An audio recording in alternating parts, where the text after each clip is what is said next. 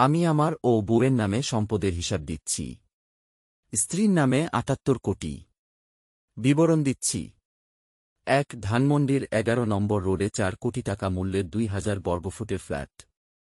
২. ঢাকার মোহাম্মদপুরের ইকবাল রোডে ৫ কোটি টাকা মূল্যের ৪,০০০ বর্গফুটের ফ্ল্যাট। ৩. মোহাম্মদপুরের নবোদয় হাউজিং সোসাইটির বি ব্লকে ১০ কোটি টাকা মূল্যের বহুতল বাড়ি। ৪. মানিকগঞ্জের রাখোরা মৌজায় ১০ কোটি টাকা মূল্যের ২০ বিঘা জমি। ৫. ঢাকার বাড্ডার সাতারকুল মৌজায় ১০ কোটি টাকা মূল্যের ৮ বিঘা জমি। ৬. রাজধানীর পান্থপথে ৪ কোটি টাকা মূল্যের দোকান। ৭. রাজধানীর ৫৩ বায়তুল মোকাররমে ১০ কোটি টাকার ৩০০ বর্গফুটের দোকান।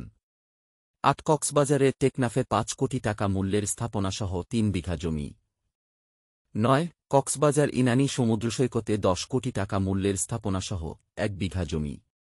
১০. চট্টগ্রামের পাহাড়তলীতে ১০ কোটি টাকা মূল্যের ৬ কাঠা জমি। এখন আমি নিজ নামে ৪৮ কোটি টাকার সম্পত্তির হিসাব দিচ্ছি। ১. ঢাকার ধানমন্ডির ১৬ নম্বর রোডে ৬ কোটি টাকা মূল্যের ৩,০০০ বর্গফুটের একটি ফ্ল্যাট। ২. ঢাকার চন্দ্রিমা সুপার মার্কেটে ২ কোটি টাকা মূল্যের দোকান। ৩. পূর্বাচলে ২০ কোটি টাকা মূল্যের স্থাপনাসহ ১০ কাঠা জমি। ৪. বাগেরহাটের গোপালকাঠি গ্রামে ২০ কোটি টাকা মূল্যের স্থাপনাসহ ১০ কাঠা জমি। ৫. কুয়াকাটায় ৩ তারকা মানের হোটেল। সুযোগ ছিল তাই ইনকাম করছি। আপনি এমন সুযোগ পেলে কি ইনকাম করতেন না?